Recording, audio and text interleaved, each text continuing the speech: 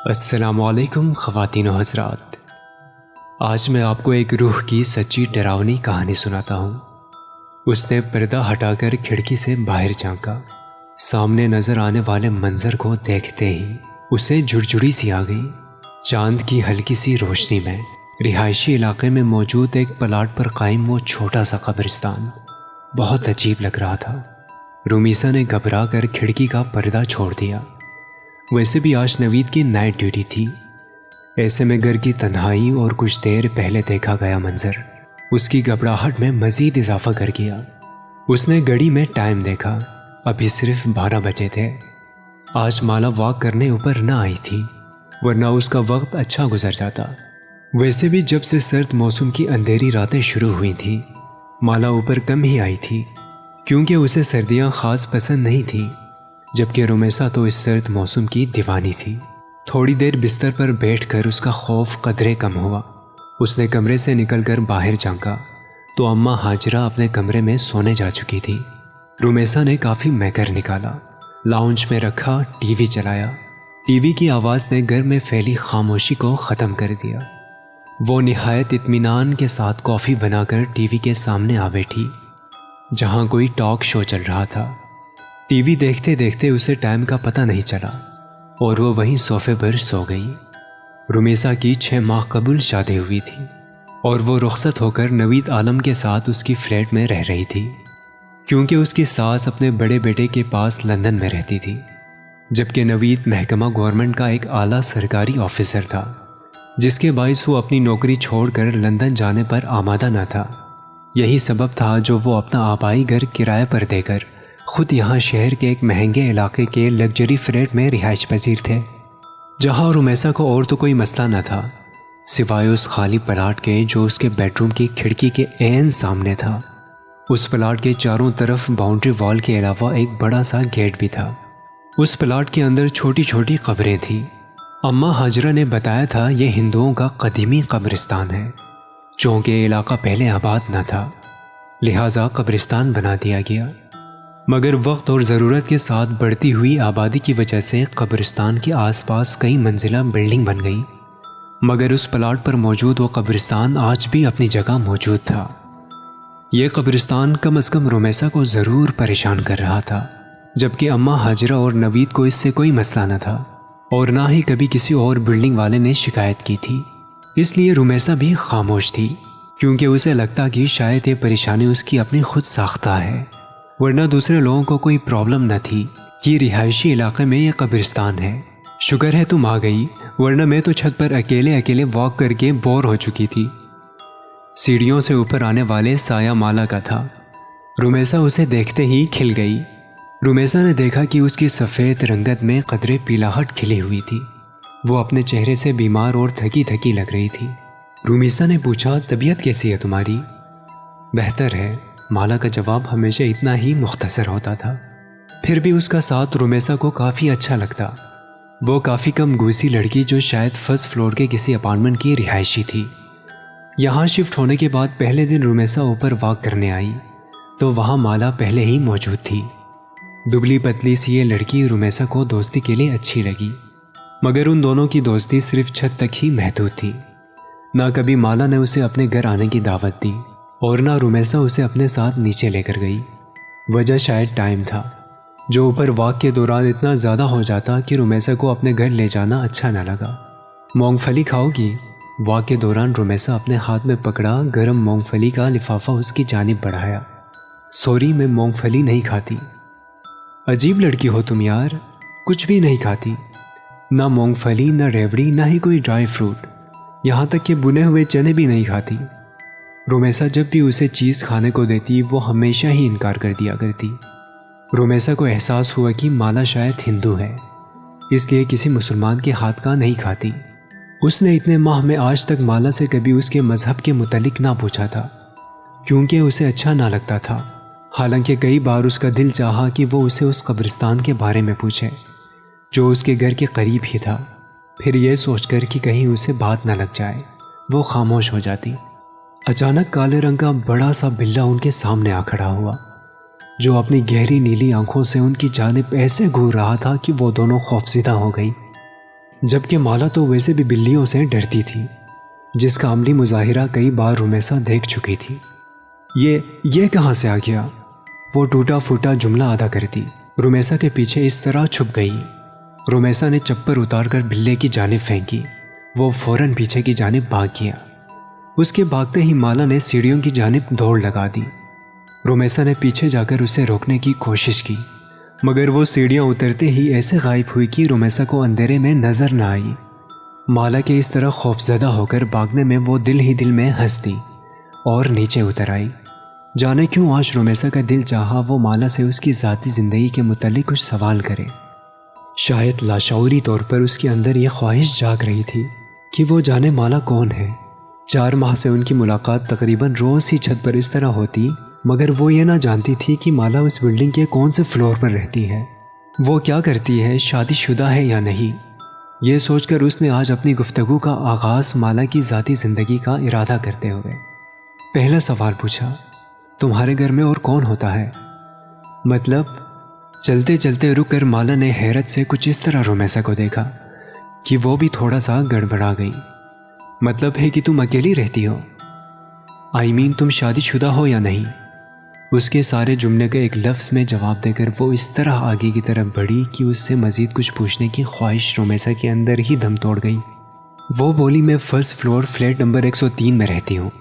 رومیسا کے خاموش ہوتے ہی شاید مالا کو اپنی غلطی کا احساس ہو گیا، اس لیے وہ پلٹ کر اس کی جانب آتے ہوئے آہستہ سے بولی۔ اسی ٹائم آسمان پر زور سے بجلی چمکی، ساتھ ہی بادل کے گڑگڑانے کی آواز جیسے ہی مالا نے سنی وہ بچوں کی طرح گھبرا گئی۔ رومیسا نے دیکھا خوف سے اس کی رنگت زرد پڑ گئی تھی۔ وہ بولی، مجھے بارش بالکل اچھی نہیں لگتی، بہت ڈر لگتا ہے۔ بارش میں بھیگنے سے ایسے محسوس ہوتا ہے جیسا میرا سارا جسم جل رہا ہے۔ پانی کی بوندیں مجھے آگ کی طرح محسوس ہوتی ہیں۔ آپ کو پتہ ہے آگ میں جلنا کتنا خوفناک ہوتا ہے؟ اس کا تصور ہی میرے سارے جسم میں کپ کپی طاری کر دیتا ہے۔ آج پہلی بار رومیسا نے اس کو اتنا بولتے سنا تھا، مگر وہ کیا کہہ رہی تھی رومیسا بالکل سمجھ نہ پائی۔ اس کی زبان سے نکلنے والے بے ربط جملے کبھی کبھی تو رومیسا کو ایسے محسوس ہوتا جیسے وہ پاگل ہے۔ جیتے جی خود کو آگ میں جلتے دیکھنا، خوبصورت جسم کا آگ کی شعلوں کی نظر ہو جانا، کبھی دیکھا ہے آپ نے؟ اسی پل بادل ایک بار پھر سے گرجے۔ مالا اس کا جواب سامنے بغیر سیڑھیوں کی جانب بھاگی، جبکہ پیچھے کھڑی رومیسا میں اتنی ہمت نہ ہوئی کہ آواز دے کر وہ مالا کو روک سکے۔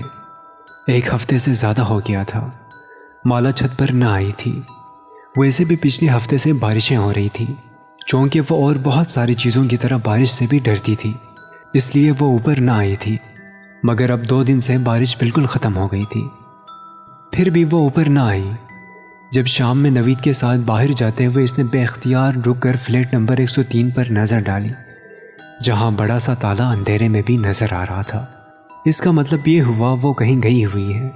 یہ سوچ کر وہ نیچے اتر گئی اور پھر گاڑی میں بیٹھتے ہوئے اس نے پہلی بار نوید سے مالا کا ذکر کیا۔ کیا وہ لڑکی ہندو ہے؟ کیونکہ نام سے تو ایسے ہی لگ رہا ہے۔ پتہ نہیں، میں نے کبھی پوچھا نہیں، مگر شاید وہ فلیٹ نمبر 103 میں رہتی ہے۔ وہ کافی دنوں سے اوپر نہیں آئی۔ Flat number 103؟ نوید نے حیرت سے دہرایا۔ تمہیں شاید غلط فہمی ہوئی ہے، کیونکہ وہاں تو کوئی بھی نہیں رہتا۔ وہ فلیٹ ایک لمبے عرصے سے خالی ہے۔ اچھا، پھر ہو سکتا ہے کہ مجھے سننے میں غلطی ہوئی ہو۔ نوید وہاں پچھلے 1 سال سے رہ رہا تھا، اس لیے وہ رومیسا کے مقابلے میں بہتر جانتا تھا کہ آس پڑوس میں کون کون رہتا ہے۔ اور پھر گھر واپس آتے ہی وہ اماں ہاجرہ سے مالا کے متعلق پوچھ بیٹھی۔ پتہ نہیں بیٹا، میں تو گھر سے صرف سودا لینے کے لیے باہر جاتی ہوں، اور آس پڑوس میں میری کسی سے ایسی دوستی کہاں جو میں کسی کے بارے میں کچھ جان سکوں۔ اس کا جواب بالکل درست تھا، وہ تو سارا دن گھر میں ہی رہتی تھی۔ رومیسا کی سمجھ میں نہ آیا کہ وہ مالا کے متعلق کس سے پوچھے۔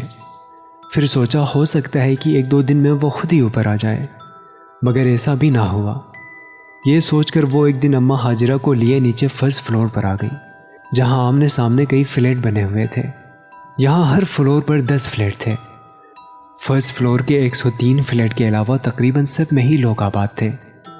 اس کی سمجھ میں نہ آیا کہ وہ کسی کا دروازہ بجا کر مالا کے متعلق سوال کرے۔ کچھ دیر وہ کھڑی سوچتی رہی، پھر نیچے اتر کر مین گیٹ کے جانب آ گئی، جہاں موجود سیکیورٹی گارڈ اچھی طرح پہچانتا تھا۔ جیسے ہی وہ رومیسا اس کے ساتھ جا کھڑی ہوئی، وہ جلدی سے اٹھتا ہوا بولا، السلام علیکم باجی، خیریت ہے؟ وہ بولی، دراصل مجھے ایک لڑکی کے بارے میں جاننا تھا۔ لڑکی کے بارے میں؟ عبدل نے حیرت سے اسے پہلے دیکھا اور پھر اماں حاجرہ کو۔ ہاں عبدل بھائی، فرسٹ فلور پر ایک دبلی پتلی سی لڑکی رہتی ہے جو روزانہ چھت پر میرے ساتھ واک کرنے بھی آتی ہے، مگر وہ کافی دنوں سے نہیں آ رہی۔ عبدل نے پوچھا، کیا آپ اس کا نام جانتی ہیں؟ اس کا نام مالا ہے، گوری سی ہے، بہت لمبے بال ہیں۔ بہت لمبے بالوں والی لڑکی تو میں نے یہاں کبھی نہیں دیکھی۔ ہاں، فیصل صاحب کی بیٹی ہے، فلیٹ نمبر 107 میں۔ نام تو مجھے اس کا نہیں پتا، لیکن بال کافی لمبے ہیں۔ ایک دفعہ ایسے ہی میری نظر پڑ گئی تھی۔ آپ وہاں جا کر پوچھ لیں، شاید وہ آپ کی مشکل حل کر دیں۔ عبدل کی بات سنتے ہی وہ وہاں نہیں رکی، بلکہ تیز تیز چلتی فرسٹ فلور فلیٹ نمبر 107 کے سامنے آ کھڑی ہوئی اور بنا سوچے سمجھے بیل پر ہاتھ رکھ دیا۔ کون؟ دوسری طرف دروازہ کھول کر باہر آنے والی ایک 40 سے 45 سالہ عورت تھی، جو رومیسا کو اپنے سامنے دیکھ کر تھوڑا سا حیران ہوئی۔ السلام علیکم جی، میں مسز نوید ہوں، اسی بلڈنگ کے 3rd فلور پر میری رہائش ہے۔ مجھے دراصل مالا سے ملنا ہے۔ تیز تیز بولتے ہوئے اس نے جلدی سے اپنی مدعا بیان کیا۔ اسے ایسا محسوس ہو رہا تھا جیسے اگلے ہی پل اس کی خواہش کے عین مطابق مالا اس کے سامنے آ جائے گی۔ کون مالا؟ جواب اس کی توقع کے خلاف تھا۔ اب رومیسا کی سمجھ میں نہ آئے کہ وہ کیا کہے۔ ایک 16-17 سالہ لڑکی اس عورت کے قریب آ کھڑی ہوئی۔ رومیسا نے دیکھا اس کے لمبے سیاہ بال کمر سے نیچے جھول رہے ہیں، مگر ظاہر ہے وہ مالا نہیں تھی۔ مایوسی کے ساتھ ساتھ وہ شرمندہ بھی ہوئی۔ سوری، دراصل مجھے لگا شاید مالا اسی فلیٹ میں رہتی ہے۔ نہیں، اس فلیٹ میں تو نہیں، یہاں تو میں اور میری اکلوتی بیٹی رہتی ہیں، جبکہ میرا خیال ہے کہ ہمارے فلور پر مالا نامی کوئی لڑکی نہیں رہتی۔ دراصل مجھے اس نے اپنے فلیٹ کا نمبر 103 بتایا تھا، تو انہوں نے بولا 103 تو پچھلے کئی سالوں سے خالی پڑا ہے۔ بہت سال پہلے یہاں ایک فیملی آباد تھی، پھر ان کے ساتھ ایک ایسا حادثہ ہوا کہ یہ لوگ یہ گھر چھوڑ کر چلے گئے، دوبارہ یہاں کوئی نہیں آیا۔ دروازے پر کھڑے کھڑے اس خاتون نے رومیسا کو تفصیل بتانا شروع کر دی۔ نہ چاہتے ہوئے بھی رومیسا پوچھ بیٹھی، کون سا حادثہ؟ وہ خاتون بولی، سنا ہے اس کی جوان بیٹی کہیں اچانک غائب ہو گئی تھی، بہت تلاش کیا مگر وہ نہ ملی۔ شاید بدنامی سے بچنے کے لیے اس کے ماں باپ یہ گھر چھوڑ کر چلے گئے، لیکن اس کے جانے کے کچھ دنوں بعد فلیٹ سے اٹھنے والی بدبو نے سب کو اپنی جانب متوجہ کر لیا۔ جب پولیس تالا توڑ کر اندر داخل ہوئی تو ایک نوجوان لڑکی کی تافن شدہ لاش پڑی تھی۔ اس کی بدبو نے پورے محلے کو اپنی لپیٹ میں لیا ہوا تھا۔ بولتے بولتے وہ خاتون ایک پل کے لیے خاموش ہو گئی۔ رومیسا نے پلٹ کر فلیٹ نمبر 103 کے دروازے پر نظر ڈالی، مگر لڑکی تو غائب ہوئی تھی، پھر لاش گھر سے کیسے ملی؟ رومیسا نے حیرت سے سوال کیا۔ یہی بات تو آج تک کسی کی سمجھ میں نہیں آئی کہ آخر وہ مرد عورت کون تھے۔ کیا واقعی وہ اس لڑکی کے ماں باپ تھے جو اپنی بیٹی کی لاش کو اس طرح فلیٹ میں چھوڑ کر بھاگ گئے؟ پولیس کا خیال تھا شاید وہ لڑکی واپس آ گئی تھی، جسے اس کے باپ نے غیرت کے نام پر قتل کر دیا اور لاش کو گھر میں چھوڑ کر بھاگ گئے۔ اف، اس قدر صفاکی! رومیسا نے خوف سے جھڑجھڑی لی۔ ہاں، یہی وجہ ہے کہ یہ فلیٹ دوبارہ آباد نہیں ہوا۔ قاتل اسے ویران کر کے نکل گئے اور پھر چاہنے کے باوجود کوئی اسے آباد نہ کر سکا۔ ایک ڈر اور خوف اس فلیٹ کے حوالے سے ایسا لوگوں میں اجاگر ہوا کہ شاید ابھی تک دور نہ ہوا۔ ارے، میں یہاں کھڑے کھڑے ہی سب باتیں کر رہی ہوں، آپ اندر تو آئیں۔ شاید اس عورت کو احساس ہو گیا تھا کہ پچھلے آدھے گھنٹے سے وہ رومیسا کے ساتھ دروازے پر ہی کھڑی تھی۔ نہیں شکریہ، اب میں جاؤں گی، میرے میاں کے گھر آنے کا وقت ہو گیا ہے۔ معذرت کرتی رومیسا اوپر آ گئی، اور پھر کئی دن لگ گئے رومیسا کو وہ کہانی بلانے میں جس کے مطابق فلیٹ سے جوان لڑکی کی بدبو والی لاش ملی تھی، اور شاید اس کے اس طرح مارنے میں سگے باپ کا بھی ہاتھ تھا۔ دنیا اتنی ظالم ہوتی ہے، یہ بات اسے چند گھنٹے پہلے ہی پتہ چلی۔ جیسے وہ آنے والے کئی دنوں تک سوچ سوچ کر بے حال ہوتی رہی، رومیسا فلیٹ نمبر 103 کا حادثہ چند ہی دنوں میں بالکل فراموش کر بیٹھی، مگر مالا کی تلاش اس کے وجود کے اندر کہیں انتظار کر رہی تھی کہ شاید کبھی زندگی میں اسے مالا دوبارہ ملے۔ یہی وجہ تھی کہ وہ بلڈنگ میں آنے جانے والی ہر لڑکی کو غور سے دیکھتی۔ کبھی جو کسی ڈپارٹمنٹل سٹور میں جانا ہوتا تو اس کی متلاشی نگاہیں مالا کو کھوجتی رہتی۔